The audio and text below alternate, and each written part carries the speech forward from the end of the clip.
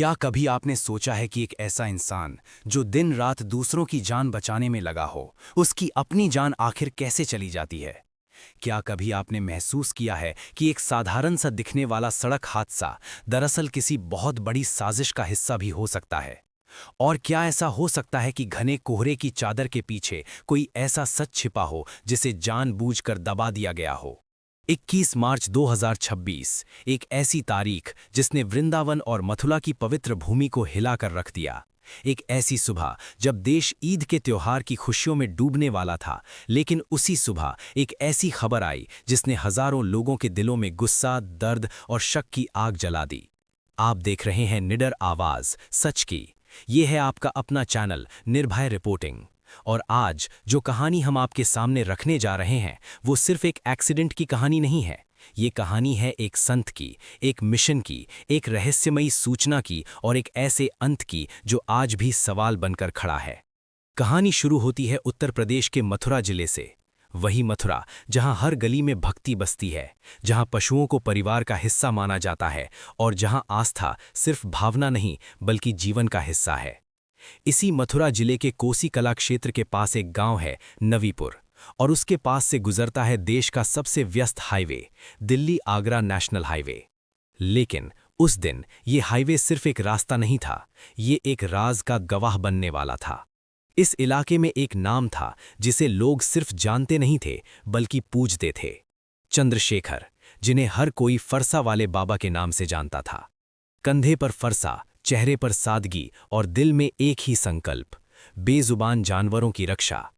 लोग कहते हैं वो सिर्फ एक इंसान नहीं थे, वो एक मिशन थे। गौ रक्षा के लिए उनका जुनून ऐसा था कि अगर कहीं से भी सूचना मिलती वो बिना देर किए निकल पड़ते। न दिन देखते, न रात, न खतरे की परवाह। लेकिन जहां अच्छाई होती है वहां दुश्मन भी होते हैं। उनके काम से सबसे ज्यादा परेशान थे वो लोग जो रात के अंधेरे में बेजुबानों की तस्करी करते थे, और शायद यही दुश्मनी एक दिन बहुत भारी पड़ गई। तारीख 21 मार्च 2026, समय सुबह के करीब 4 बजे। पूरे इलाके में घना कोहरा छाया हुआ था, इतना घना कि कुछ कदम आगे भी दिखाई नहीं देता था। सड़कें लगभग खाली थीं, चारों तरफ सन्नाटा था।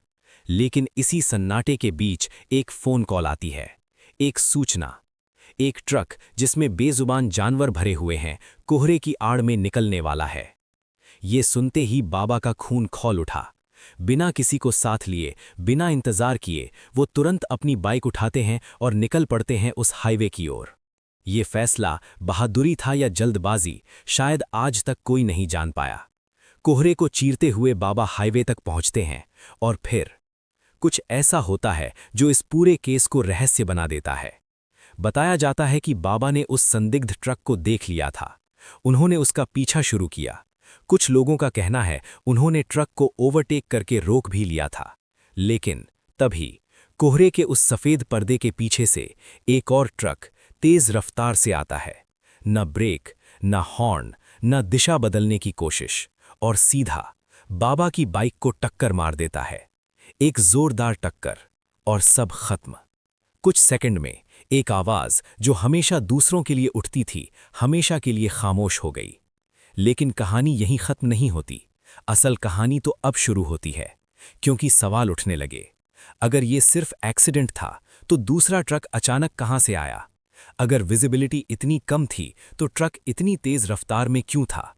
और सबसे बड़ा सवाल, जिस ट्रक का बाबा पीछा कर रहे थे वो कहां गायब हो गया? सुबह होते ही खबर फैलती है, फरसा वाले बाबा नहीं रहे। और फिर जो हुआ उसने पूरे इलाके को हिलाकर रख दिया। लोग सड़कों पर उतर आए, हजारों की भीड़, गुस्सा, दर्द और शक सब कुछ एक साथ फूट पड़ा। हाईवे जैम कर दिया गया, घंटों तक ट्रैफिक ठप। लोगों का साफ कहना था यह हादसा नहीं, साजिश है।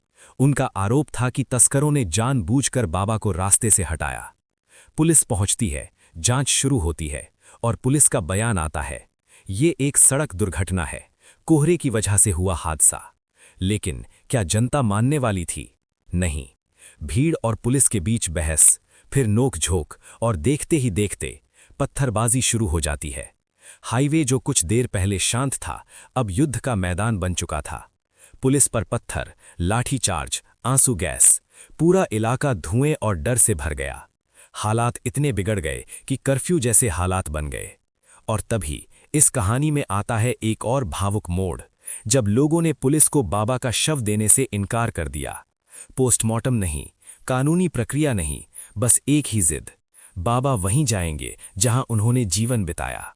और फिर हजारों लोगों की भीड़ बाबा के पार्थिव शरीर को लेकर निकल पड़ती है बरसाना की गौशाला की ओर।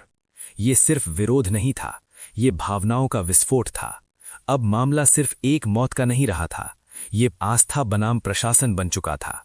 खबर लखनऊ तक पहुंचती है, सरकार हरकत में आती है, सख्त आदेश दिए जाते हैं, दोषियों को बख्शा नहीं जाएगा। पुलिस जांच तेज करती है, सीसीटीवी फुटेज खंगाले जाते हैं, टीमें बनाई जाती हैं, और फिर एक गिरफ्तारी होती है। लेकिन क्या इससे सच्चाई सामने आ गई? नहीं, क्योंकि असली सवाल अभी भी वहीं खड़े हैं। क्या ये सच में एक हादसा था या फिर एक सुनियोजित हत्या? क्या उस दिन कोहरा सिर्फ मौसम था या किसी साजिश का पर्दा? और सबसे बड़ा सवाल, सच आखिर है क्या? आज भी उस हाईवे से गुजरने वाले लोग उस सुबह को याद करते हैं और सोचते हैं कि आखिर उस दिन कोहरे के पीछे क्या छिपा था। ये केस आज भी अधूरा है, एक पहेली जिसके जवाब अभी बाकी हैं। और अब मैं ये सवाल आपसे पूछता हूं, आपको क्या लगता है, क्या ये एक हादसा था या फिर एक गहरी साजिश? अपनी राय हमें कमेंट में जरूर बताइए।